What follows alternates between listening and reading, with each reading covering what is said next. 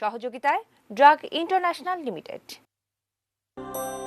কত যুগ ধরে ধরে করেছে তারা সূর্য রচনা,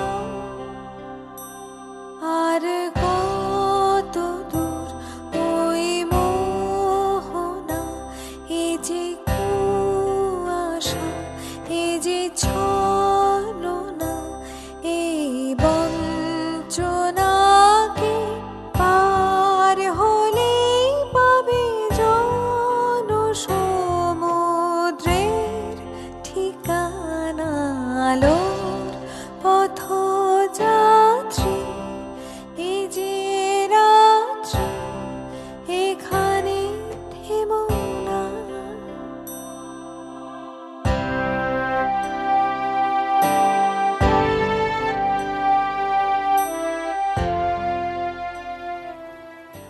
কানেক্টিং বাংলাদেশ অনুষ্ঠানে আপনাদের সকলকে স্বাগত জানাচ্ছি। করোনাকালের আমাদের বিশেষ আয়োজন, যারা বাড়িতে আছি, বাড়িতে থাকতে চাই, নিয়ম মানতে চাই, তাদের জন্য আমরা প্রতিদিনই এই আয়োজন নিয়ে হাজির হই। একজন বিশেষজ্ঞ চিকিৎসক আমাদের সঙ্গে থাকেন স্টুডিওতে, আপনাদের নানান প্রশ্নের উত্তর দেন। আজকেও আমরা পেয়েছি ঢাকা মেডিকেল কলেজ হাসপাতালে মেডিসিন বিভাগের সহযোগী অধ্যাপক ডক্টর প্রদীপ কুমার বিশ্বাসকে।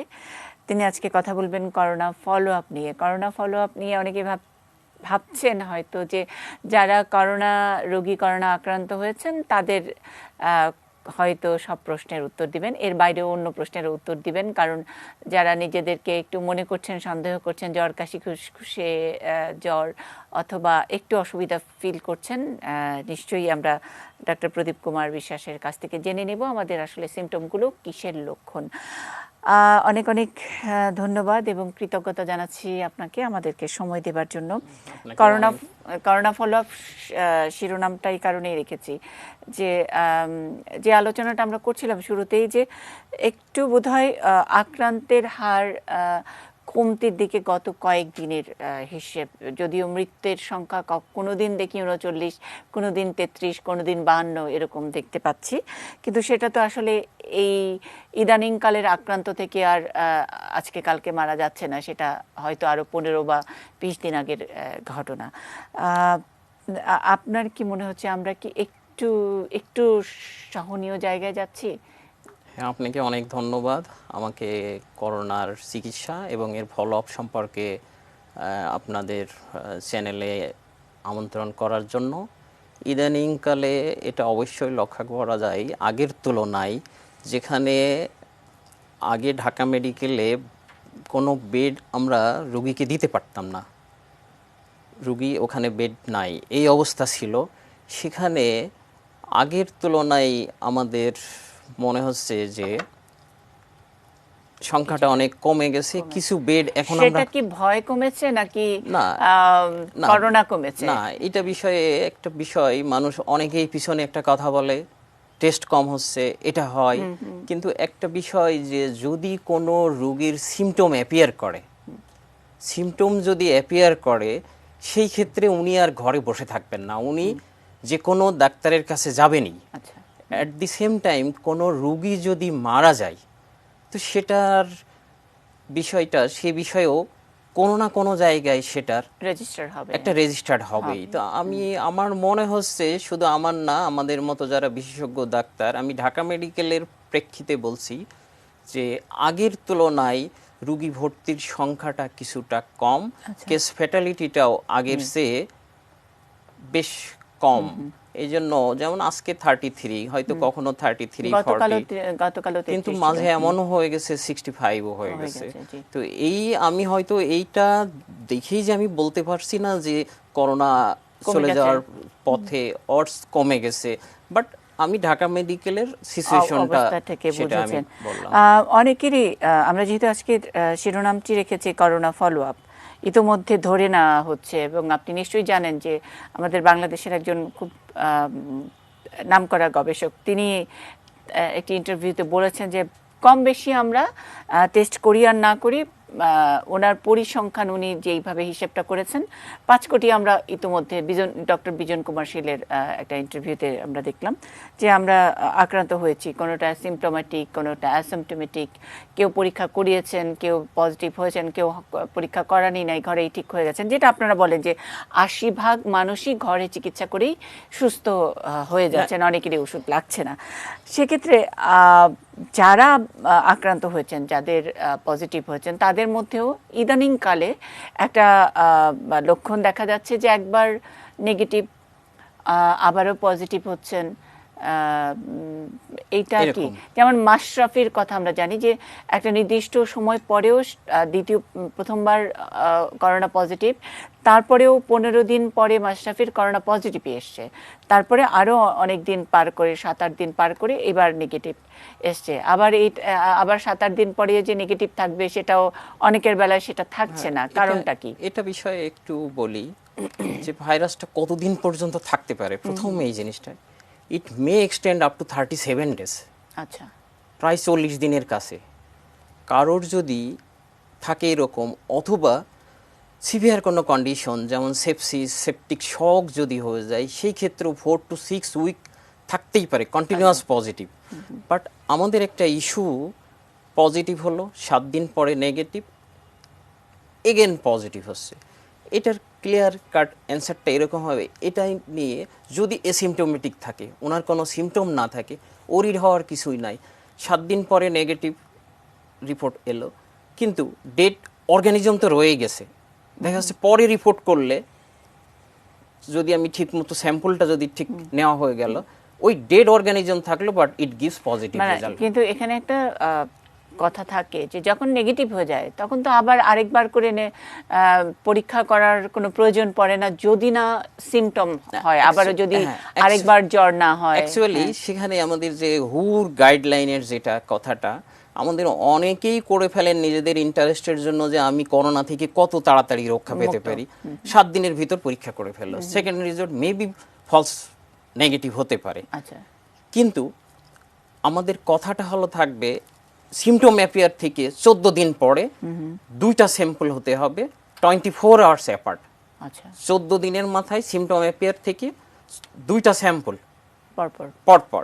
এই 2টা স্যাম্পলের মধ্যে গ্যাপ কতখানি থাকবে? 24 hours apart. That is symptom appear হলো 14 দিন পরে actually, then 24 hours apart if 2 samples are negative। তার মানে পরপর দুদিন যদি স্যাম্পল নিয়ে করা হয় সেটা হয়। আবার আর একটু বিষয়, স্যাম্পল আপার রেসপিরেটরি ট্রাক্টের এর স্পেসিফিসিটি যত, আমি যদি লোয়ার রেসপিরেটরি ট্রাক্ট থেকে নেই, যদি ব্রঙ্কালভেলার ল্যাভেজ ব্রঙ্কোস্কোপি করে, সেখানে দেখা যাচ্ছে অর্গানিজম বেশি পাওয়া যায়, সেটাও একটা হতে পারে।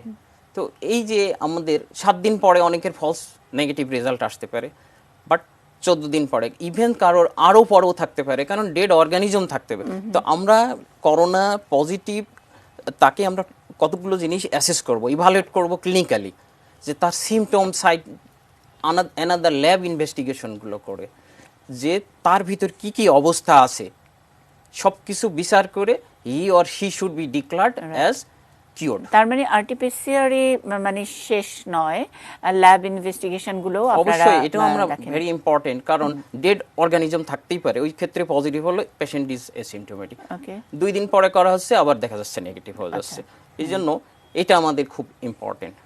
আচ্ছা, আমরা সারাক্ষণই যে ক্যাম্পেইনটা করছি যে মাস্ক ব্যবহার করবেন, এবং এখন দুনিয়া জুড়ে একটা জায়গায় এক সুরে কথা হচ্ছে, এবং এটার উপরেই বড় একটা কি বলবো একতা তৈরি হয়েছে, যে প্রথমত একটা মাস্ক ব্যবহার করা, এবং সেটা কাপড় এবং কমফোর্টেবল মাস্কের কথাই বলা হচ্ছে।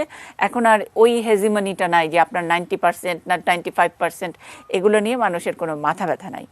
হাত ধোয়ার কথা বলছি, ডিস্টেন্সিংয়ের কথা বলছি, কিন্তু কোথাও কোনো হাসপাতালে, যেটা আমাদেরই অভিজ্ঞতা, যে চিকিৎসকদের মধ্যেই এই ব্যাপারটা একটু কম মনে হয়, মানে ডোফিংটা তারা ঠিক করে বুঝছেন না। মাস্কও এখনো ওই মাস্ক ব্যবহার করতে গিয়ে অনেকে অসুস্থ হয়ে পড়ছেন, আবার অনেকে এই হাইজিনটা ঠিক প্রোটোকলটা ঠিক করে বুঝছেন না। আমি এটা একটু জানতে চাই আপনার কাছে। এটা সম্পর্কে আসলে হুর তো সুস্পষ্ট গাইডলাইন, আমাদের গাইডলাইন ডনিং ডপিং সম্পর্কে সুস্পষ্ট গাইডলাইন আছে। তো এই বিষয়ে যারা ডনিং নিয়ে তো কোনো প্রবলেম নাই, সে স্টেরাইল, কিন্তু ডপিংটা ভেরি ইম্পর্টেন্ট। যে ডপিংটাই যদি আমি হাইজিনিটি মেনটেন না করি, যে কোনটা আমি আগে খুলবো কোনটা পরে খুলবো, এইটা যদি ঠিক মতো আমি না খুলতে পারি, তাহলে there is great chance of infection. এটা আমাদের অবশ্যই এই বিষয়ে হুর যে স্পষ্ট গাইডলাইন আছে, আমাদের দেশীয় গাইডলাইন, হুর গাইডলাইন, এটাকে আমাদের যদি সুস্পষ্টভাবে আমাদের ডাক্তাররা, হেলথ কেয়ার যারা আদার ওয়ার্কার্স আছে, ওনারা যদি অ্যাপ্রোপ্রিয়েট ফলো করেন, তাহলে আমি মনে করি যে ডাক্তারদের ইনফেকশনের রেটটা অনেক কমে আসবে। Doctor, not only doctor, health care worker যারা আমাদের সঙ্গে যারা আছেন, ওনাদেরও কমে আসবে, আমি এটা মানে বিশ্বাস কিন্তু করি। ওনারা এত বেশি হারে আক্রান্ত হচ্ছেন, কারণটা কি? কারণ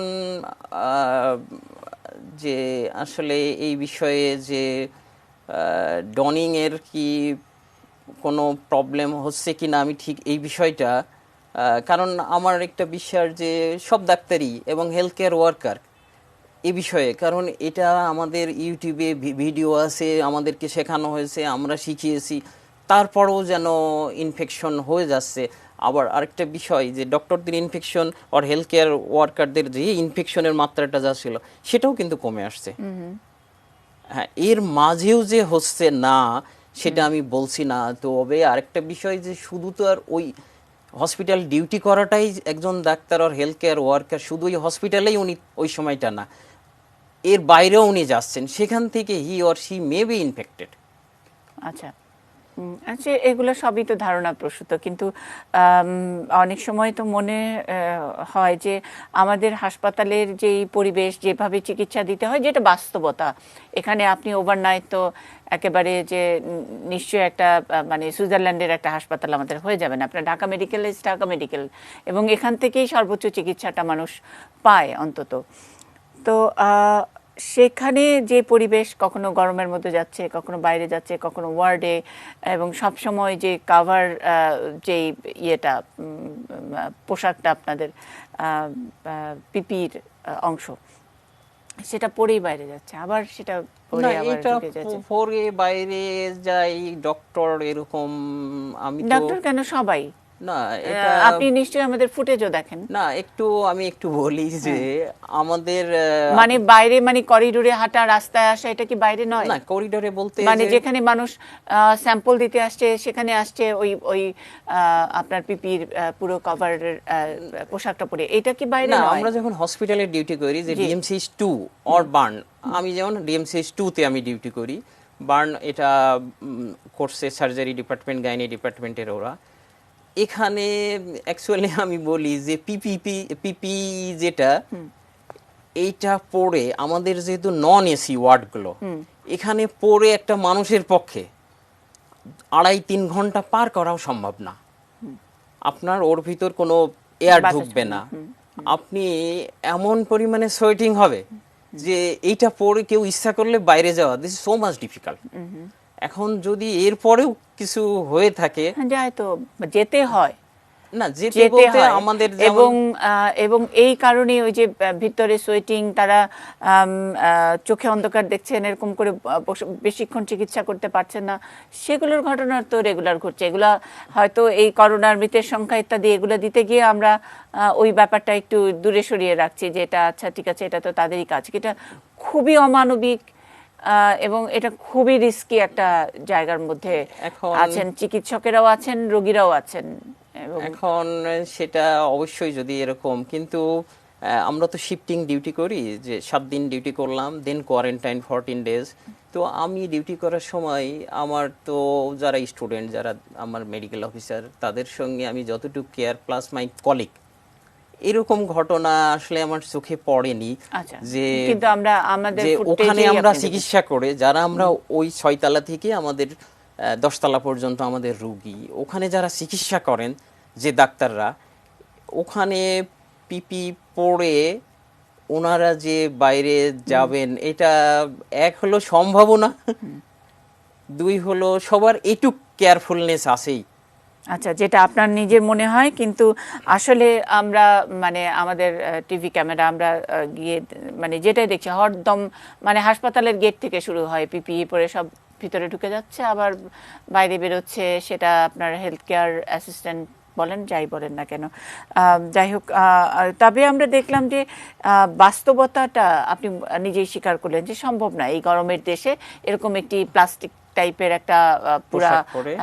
ওভারকোটের মতন একটা জিনিস পরে এটা চিকিৎসা দেয়া, আর একেবারে পুরা মুখ বন্ধ নাক বন্ধ একেবারে এইভাবে ঘটনা। একজন মানুষ যে ওখানে চিকিৎসা করে বাইরে যাবে, এটা বাইরে না, ওখানেও ওয়ার্ডেও তো থাকা সম্ভব না, হ্যাঁ মানে ওয়ার্ডে, সেটা হ্যাঁ এইটা যে হ্যাঁ। ওয়ার্ডে থাকাও টিকে আসলে থাকা ডিফিকাল্ট, অনেক কারণ কঠিন। এটা পরে 3 ঘন্টার পরে একজন মানুষের যে সোয়েটিং, সে আমি মনে করি যে তার হিট রিলেটেড যে ডিসঅর্ডার গুলো, রাইট, সেটা হয়ে যাবে, এইটাই অনেকে আক্রান্ত হচ্ছেন, আপনি সেইটা নিয়ে কথা বলবেন কিনা? হ্যাঁ সেটা হিট ক্র্যাম্প হচ্ছে হ্যাঁ অনেক। হিট ক্রাম্প হয়ে যেতে পারে।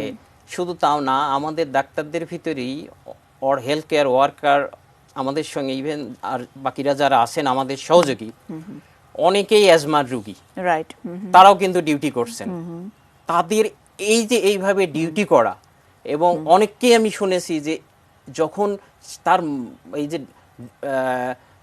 ডপিং করাটাই তার জন্য ডিফিকাল্ট হয়ে যাচ্ছে, যে তার জন্য শ্বাসকষ্ট শুরু হয়ে যাচ্ছে, জি। কারণ আমাদের একটা সময়ের পরে আর উনি ওনার হিতাহিত জ্ঞান থাকে না, কখন এটা ছুঁড়ে ফেলে দিবেন, এটার একটা এক্স্যাক্টলি যে সে কখন, কারণ তার তো রেসপিরেটরি ডিস্ট্রেস শুরু হয়ে যাচ্ছে, কারণ আমাদের অনেক ডাক্তার আছেন অ্যাজমার রোগী, তাদেরকেও তো এই ডিউটি করতে হচ্ছে এই পোশাক পরে, যেখানে টাইট পিপি, যেটা টাইট, ওর ভিতর এয়ার ঢোকার কথা না, তাদের অনেকেরই খুব কষ্ট হচ্ছে, কিন্তু এই আমাদের ক্রাইসিস পিরিয়ডে তাদেরকেও এই ডিউটি করতে হচ্ছে, এবং ওনারা অনেকেই, চিকিৎসকরা অনেকেই প্রথমে হিট ক্রাম্পে ভুগছেন।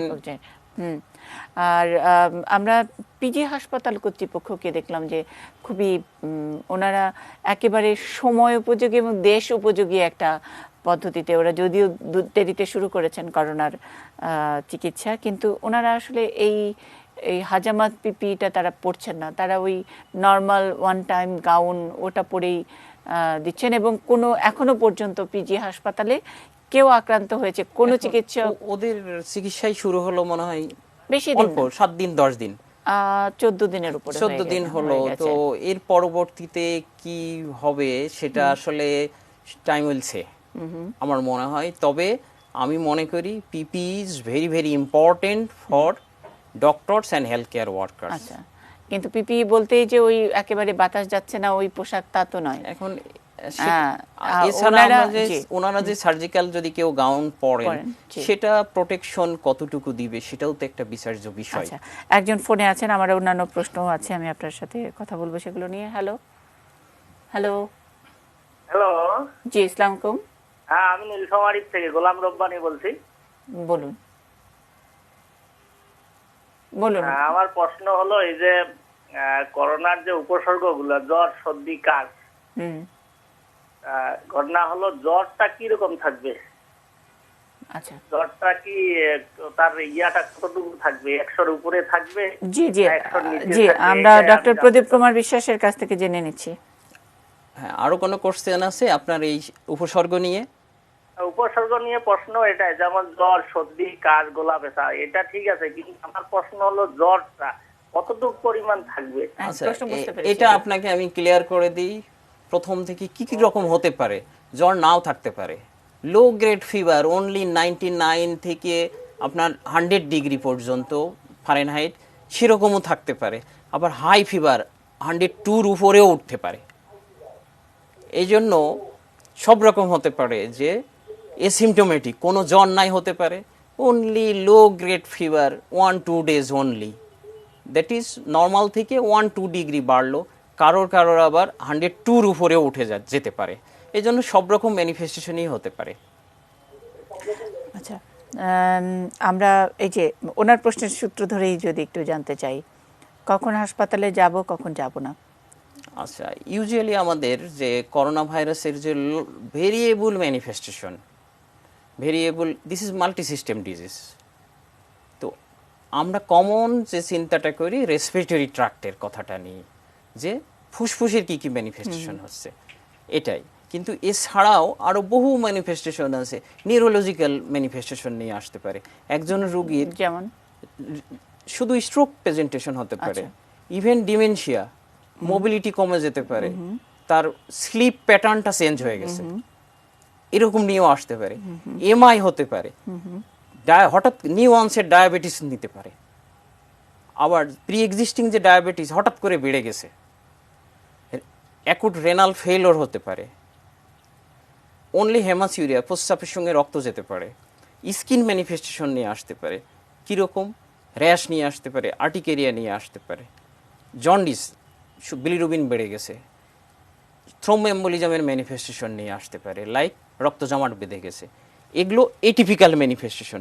বাট আমরা ইউজুয়ালি কমন যে ম্যানিফেস্টেশন ফুসফুসের, সেটা নিয়ে আমরা কমন ডিল করি এবং মেজরিটি ক্ষেত্রে এটাই।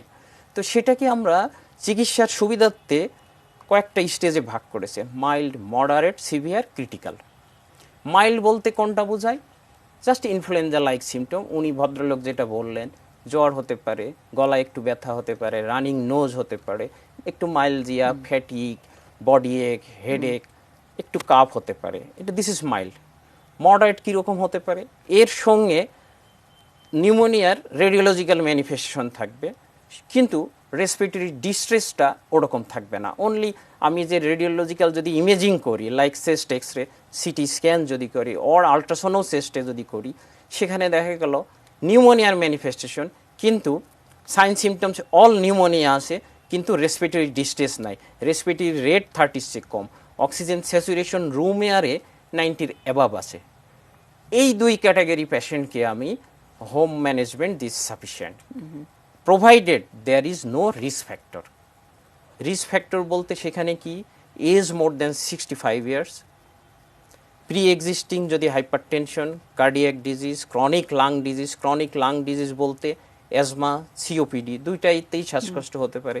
প্রি এক্সিস্টিং কোনো কার্সিনোমা লাংসের, আইএলডি রোগ থাকে যদি, প্রি এক্সিস্টিং কারো ডায়াবেটিস, ওবেস পেশেন্ট যদি হয়, যাদের বিএমআইটা অনেক বেশি, প্রিভিয়াস রেনাল ডিজিজ, প্রিভিয়াস যদি কারোর হেপাটিক দ্যাট ইজ লিভারের ডিজিজ থাকে, এই রোগীগুলোকে মাইল্ড মডারেট হলেও আমি হসপিটালে ভর্তি করব। কিন্তু যদি এই রোগীগুলোর কোনো রিস্ক ফ্যাক্টর না থাকে, হোম ম্যানেজমেন্ট ইজ সাফিসিয়েন্ট।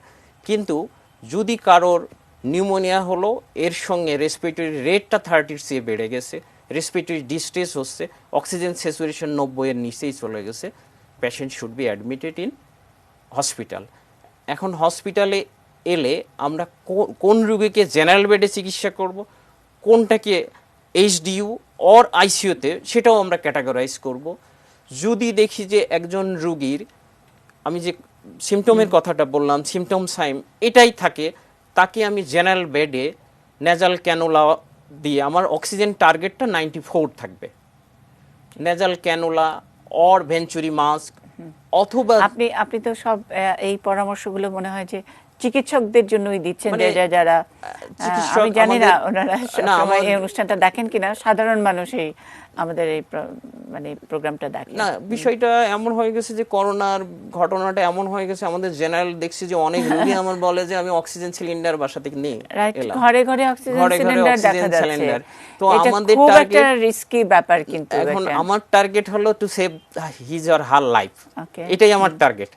তো তাকে আমার এই জন্য আমার দর্শকদের উদ্দেশ্যে বলার, যদি কোনো ডাক্তার যারা জুনিয়র ডক্টর যারা, তাদের জন্য যদি হয় উপকার, কারণ আমি যে কথাগুলো বলছি হুর গাইডলাইনের কথা।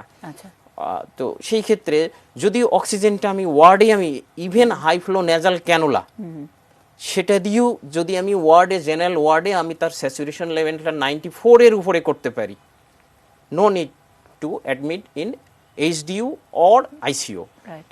এর থেকেই যখন খারাপের দিকে চলে যাবে রোগী, আমি সেটা বোধহয়, এইচডিইউ, আইসিইউ, হাসপাতাল। যেটা এআরডিএস, জি, শক, সেপটিক শক, এই রোগীগুলোকে আমার আইসিইউতে ম্যানেজমেন্ট করতে হবে ভর্তি করে।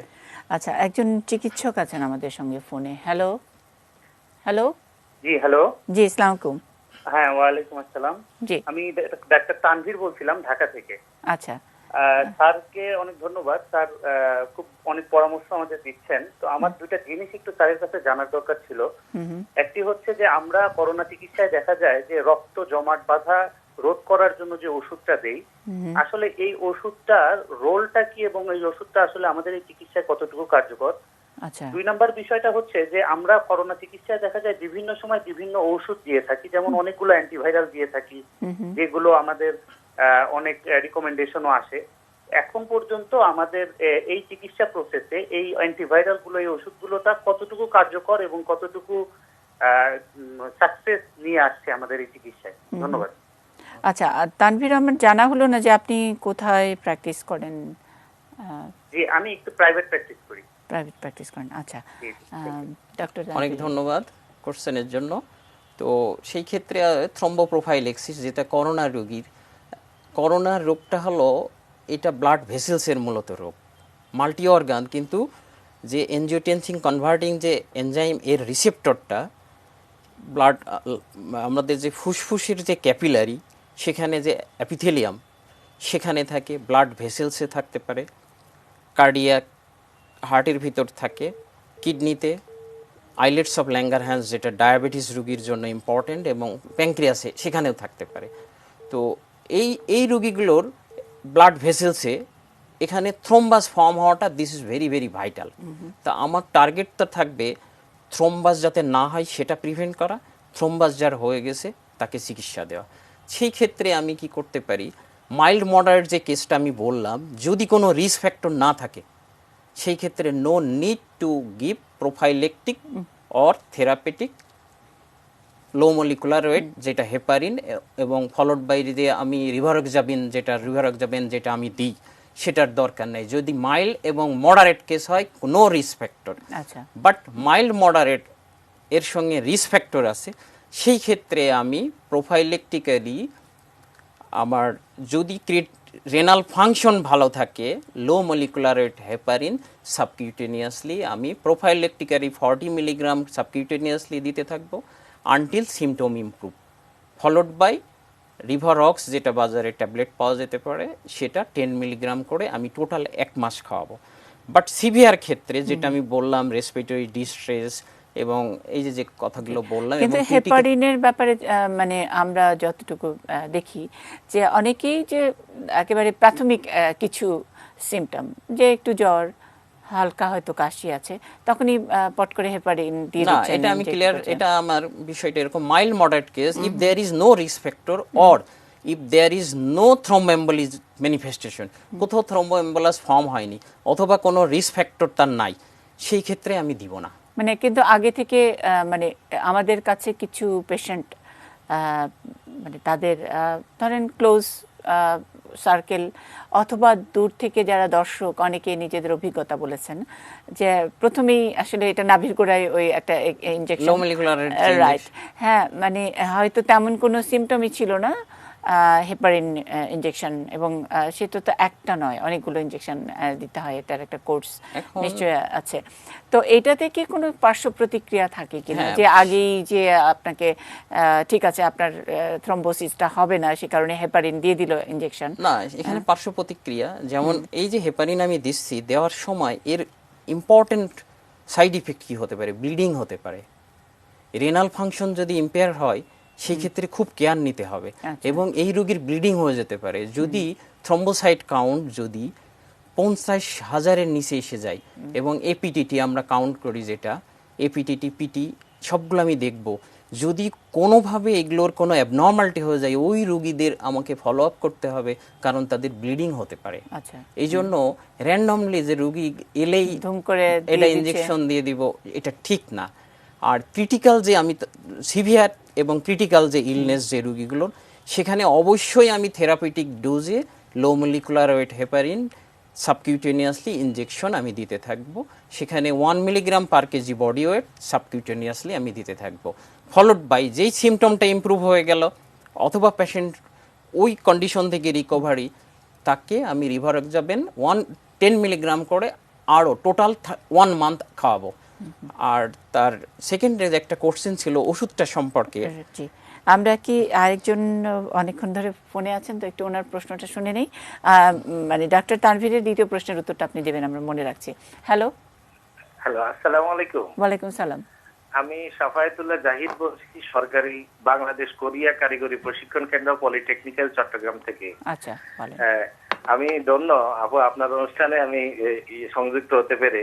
আচ্ছা আচ্ছা। আমি স্যারের কাছে একটা প্রশ্ন করব, সেটা হচ্ছে আমরা যারা কোরবানির পশু কোরবানি করব, তো যদি করোনা রোগীর হাত লেগে থাকে পশুতে, তাহলে ওই পশুর মাংস কিভাবে জীবাণু করে খাওয়া যাবে, আর কি কি সিমটম থাকলে পশুতে বোঝা যাবে যে করোনা আক্রান্ত হয়েছে? আচ্ছা, যদি একটু কাইন্ডলি বলতেন। কোরবানি পশু নিউজকে ধন্যবাদ জানাই, আপু আপনাকেও ধন্যবাদ জানাই। অনেক ধন্যবাদ ফোন করার জন্য, থাকবেন নিশ্চয়ই। আচ্ছা, ভেরি ইম্পর্টেন্ট এই জিনিসটা। এই সময় ধরে এবং আমরা আগামী এক সপ্তাহ কিন্তু এই বিষয়টা নিয়ে একটু কথা বলবোই। আপনারা নিশ্চয়ই প্রতিদিন এই অনুষ্ঠান দেখেন। হ্যাঁ, যেটা আমরা বাজার থেকে তরকারি কিনি, মাছ কিনি, সে আমি এর আগেও এই একই উত্তর দিয়ে গেছি। তো এটা যেহেতু কোরবানির বিষয়টা, কি উত্তরটা কিরকম হবে, আপনাকে এই জিনিসটা সবাইকে খেয়াল রাখতে হবে যে করোনা ভাইরাস ঢোকার ইনলেট আমাদের কি কি। একটা হলো চোখ, নাক, মুখ। আপনার যদি এই তিনটাকে প্রোটেক্ট করতে পারেন, আপনার শরীরে করোনা ভাইরাস ঢোকার কোনো স্কোপ নাই। এটার জন্য আপনি কি যে লং স্ট্যান্ডিং আমাদের যে কথায় মাস্ক পরবেন, চোখে আপনি যে চশমা পরা যেটা সেটা পরবেন, গ্লাভস পরবেন, এবং ওই মাংস আপনি খুব ভালো করে ধুয়ে পরিষ্কার করলেন যাতে আপনার এই তিনটা ইনলেটে কোনোভাবে না ঢুকতে পারে। তাহলে আপনি করোনা ইনফেক্টেড হওয়ার দেয়ার ইজ নো রিস্ক। আর তানভীরের প্রশ্নের দ্বিতীয় প্রশ্ন, আমার আরেকটা থ্রম্বোপ্রোফাইলেক্সির ক্ষেত্রে আরেকটা কোশ্চেন দেওয়ার, যেটা আমি সিসিওতে রাউন্ড দেওয়ার সময় ফেস করেছি ঢাকা মেডিকেলে। কোনো রোগী মায়োকার্ডিয়াল ইনফার্কশন আছে, তার প্রিভিয়াসলি ক্লোপেড্রিগেল এবং ইকোস্প্রিন ওষুধ চলছে, এই ক্ষেত্রে আমার করোনা রোগী, তখন আমি কি করব? This is very very important. এই ক্ষেত্রেও আমি ইনজেকশন দিব লো মলিকুলার ওয়েট হেপারিন, এবং ওই দুইটা ওষুধও চলবে, এটাও চলবে। আমাকে মনিটর করতে হবে থ্রম্বোসাইট সিবিসি করে প্লেটলেট কাউন্টটা কীরকম হলো। 50,000-এর নিচেই যদি আসে, ডোজ আমি এখানে মডিফাই করব লো মলিকুলার ওয়েট হেপারিনের। এটা ভেরি ভেরি ইম্পর্টেন্ট। এবং প্রিভিয়াসলি একজন মানুষের অ্যান্টি হাইপারটেনসিভ, ডায়াবেটিস, বিশেষত ইকোস্পিরিন এবং ক্লোপিড যেটা ওষুধটা অ্যান্টি প্লেটলেট, আর এটা হলো অ্যান্টিকোগুলেন্ট, কাছাকাছি। সেই ক্ষেত্রে আমাদের খেয়াল রাখতে হবে দুইটা ওষুধই চলবে। আমি মনিটর করতে থাকবো যে প্লেটলেট কাউন্টটা যেন 50,000-এর নিচেই না এসে যায়। এলে পরে আমি ডোজ মডিফাই করব লো মলিকুলার ওয়েট হেপারিনের। This is very very important. At the same time renal function আমি আগেই বলেছি সেটা। এখন ডাক্তার সাহেব যে কোশ্চেনটা করছেন ওষুধ সম্পর্কে, যে আমাদের বিভিন্ন কোম্পানিও আমাদের বিভিন্ন ওষুধ নিয়ে বাজারে নিয়ে আসছেন, যেমন ফেভিপ্রাভির নিয়ে আসছেন, রেমডেসিভির নিয়ে আসছেন। হসপিটালে আমরা যখন ডিউটি করি দেখি আমাদের যারা উচ্চবিত্ত রোগীরা, ওনাদের মাথায় যে ওনারা একটাই চিন্তা করেন প্লাজমাটা দিতে পারলেন না। আমি প্লাজমার ব্যাপারটা একটু জানতে চাইছিলাম। আমি টোটালটা একটু এই বিষয়টা একটু ক্লিয়ার করতে চাই। ওয়ার্ল্ড হেলথ অর্গানাইজেশন যেটা বিশ্বের স্বাস্থ্য সংক্রান্ত বিষয়ে সর্বোচ্চ সংস্থা, who does not recommend any drug therapy for corona virus এখনো পর্যন্ত, টিল নাও কোনো ওষুধটা হু রিকমেন্ড করেনি। বাট ওয়ার্ল্ড ওয়াইড বিভিন্ন ওষুধ ট্রায়াল বেসিসে এটা প্রক্রিয়াধীন, আমাদের ট্রায়াল চলছে। তার ভিতর কোনটা ইভেন কোথাও ক্লোরোকুইন, হাইড্রোক্সিক্লোরোকুইন, অ্যাজিথ্রোমাইসিন খাচ্ছে, কিন্তু হুর এটা রিকমেন্ডেশন নাই। অ্যান্টিভাইরাল কতগুলো ওষুধ, ফেভিপ্রাভির, রেমডেসিভির, যেটা আমি অনেকেই ট্রায়াল বেসিসে এটা চেষ্টা করছেন, ওর গাইডলাইনে আছে চেষ্টা যে ফেভিপ্রাভির মডারেট ক্ষেত্রে, সিভিয়ার হয়ে গেলে রেমডেসিভির। আচ্ছা, আর আরও কিছু যেমন হলো প্লাজমা থেরাপি, প্লাজমা নিয়েও বলা আছে যে এটা আমাদের যেটা দেওয়া হচ্ছে, আমি দেখছি মেকানিক্যালি ভেন্টিলেটেড যে পেশেন্টগুলো এবং সেপটিক শকে আছে তাদেরকেও দেওয়া হচ্ছে, কিন্তু হু রিকমেন্ড করেন না। ইভেন অ্যান্টিপ্যারাসাইট ইভারমেকটিন যেটা, এটা র্যান্ডমলি এটা ইউজ হচ্ছে, মানে কিন্তু করোনা পজিটিভ হলো সঙ্গে সঙ্গে এই ইভারমেকটিনটা খাওয়াচ্ছে, জোর করে খাওয়ানো হচ্ছে। কিন্তু এটা চিকিৎসা সম্পর্কে আমি যেটা, who does not recommend any drug, any plasma therapy, কোনো বিষয়েই হুর কোনো রিকমেন্ডেশন নাই। আমরা যতদিন না হু রিকমেন্ড না করবে কোনো ওষুধকেই আমরা বলতে পারবো না this is the specific treatment for this. জি, কিন্তু সেগুলো যে এখন ব্যবহৃত হচ্ছে এটাতে তো মানে ওভার ট্রিটমেন্টের একটা বড় অভিযোগ আসলে আমাদের এখানেও রয়েছে, এবং অনেক চিকিৎসক, অনেক বড় বড় গুণী চিকিৎসকও আসলে এই ওভার ট্রিটমেন্টের কারণেই মানে তাড়াতাড়ি চলে যেতে হয়েছে, এরকম এরকম একটা ধারণা তৈরি হয়েছে। আমার মনে হয় যে প্রথমে ড্রাগ অ্যাডমিনিস্ট্রেশনের যেটা সেখানে আগেই হয়তো ট্রায়াল বেসিসে দেওয়ার জন্য তাদের সঙ্গে আগেই কথা বলা উচিত ছিল যে এটা আমার ট্রায়াল থেরাপি, কোনো রোগীকে দেওয়ার আগেই এই বিষয়টা একটু ক্লিয়ার হওয়া উচিত ছিল। কারণ plasma therapy this is the definite treatment, এইটাই যখন বাজারে চলছে কথাটা, চিকিৎসা করতে যেয়ে আমাদেরই সমস্যা হচ্ছে। কারণ কোনো রোগী যদি মারা যায় তখন হচ্ছে কি রোগীর পক্ষ থেকে আমাদেরকে শুনতে হচ্ছে যে যদি প্লাজমা দেওয়া যেত তাহলে হয়তো রোগী বাঁচত, কিন্তু অ্যাকচুয়ালি তো কোনোটাই ডেফিনিট ট্রিটমেন্ট না, ট্রায়াল বেসিসে চলছে। এখন বিভিন্ন দেশে ট্রায়াল হওয়ার পরে ওর এফিকেসিটা কেমন, ওর সাইড ইফেক্টটা কেমন, এত কিছু অবজার্ভ করার পরেই তো সেটা আমাদের ট্রিটমেন্টের জন্য প্রোটোকলে আসবে। কিন্তু till now who does not recommend anyone, শুধু ট্রায়াল বেসিসে এটা চিকিৎসাটা চলছে। তো আমার সবগুলোই ট্রায়াল বেসিসে। আচ্ছা, আমরা একেবারে অনুষ্ঠানের শেষে, কিন্তু খুব ইন্টারেস্টিং আজকে আলোচনা ছিল যে যেটা আসলে ওষুধ দেওয়ার চেয়েও মানে এটার পরবর্তী মানে করোনা ফলো আপের অনেকগুলো ওভার ট্রিটমেন্ট, কখনো কখনো প্লাজমা থেরাপির দিকে চলে যাচ্ছি। শেষ একেবারে খুব ছোট্ট করে যদি বলেন, এই সম্প্রতি রাশিয়া ক্লেম করছে যে তারা একটা ভ্যাকসিন আবিষ্কারের মোটামুটি কাছাকাছি, এই ভ্যাকসিন নিয়েও আমরা কতখানি আশাবাদী হব?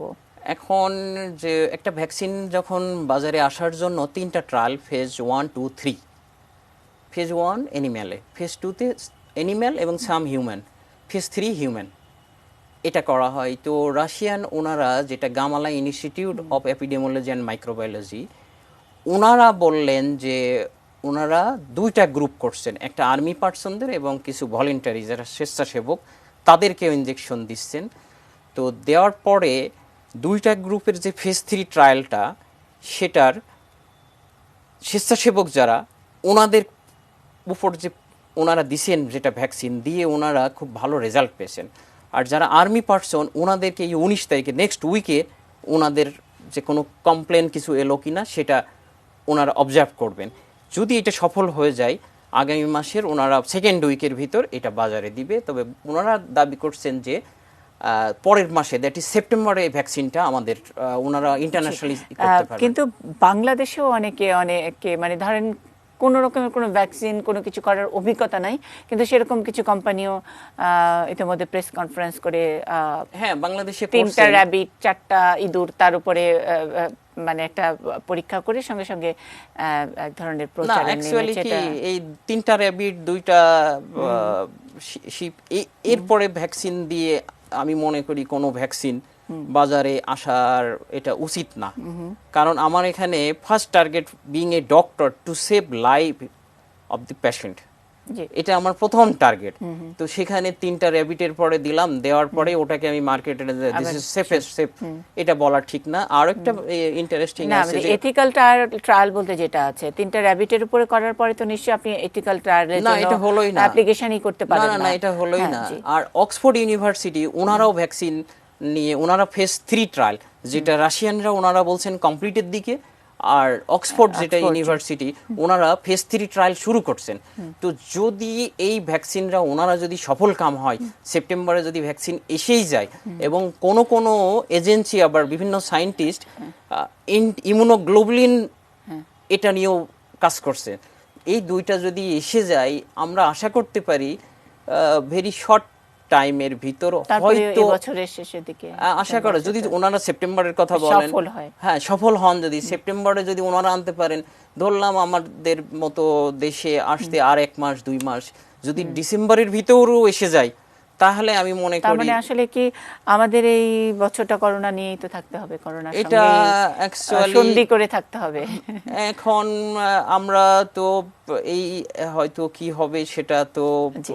God অনেক অনেক knows। ধন্যবাদ। আমরা যেটুকু বুঝতে পারছি যে সেটা ভ্যাকসিন আবিষ্কৃতই হোক আর আমাদের বাংলাদেশে আসতে 1-2 মাস বা 6 মাস সময় লাগুক না কেন, এতটুকু সময় তো আমাদেরকে টিকে থাকতে হবে এবং টিকে থাকার জন্য আসলে লড়াইটা হলো জরুরি। সেই লড়াইয়ের জন্য আমাদের প্রাথমিক অস্ত্র সেটি মাস্ক ব্যবহার করা। আমরা অবশ্যই যেন কমফোর্টেবল, যে মাস্কটা আমাদেরকে অস্বস্তি দেয়, একটু পরে খুলে ফেলতে হয়, সেটা ব্যবহার না করাই, করা এবং না করা একই সমান। সুতরাং আমরা যেটা অনেকক্ষণ ধরে আমরা ব্যবহার প্রোটেক্টেড থাকবো, সুতরাং কমফোর্টেবল একটি মাস্ক, কাপড়ের তৈরি মাস্কের কথা এখন WHO বলছে, সারা দুনিয়া বলছে, সেটা যেন অন্তত আমরা ব্যবহার করি এবং এই লড়াই চালিয়ে যাই, সেই আশাবাদটুকু থাকলো এবং আমরা সবাই মিলে লড়াই করে জিতবো, এই প্রত্যাশা নিয়ে আজকের অনুষ্ঠান শেষ করছি। জোনাকি পার হলেই পাবে জনসমুদ্রের ঠিকানা, আলোর পথযাত্রী এই যে রাত্রি, এখানে থেমো না।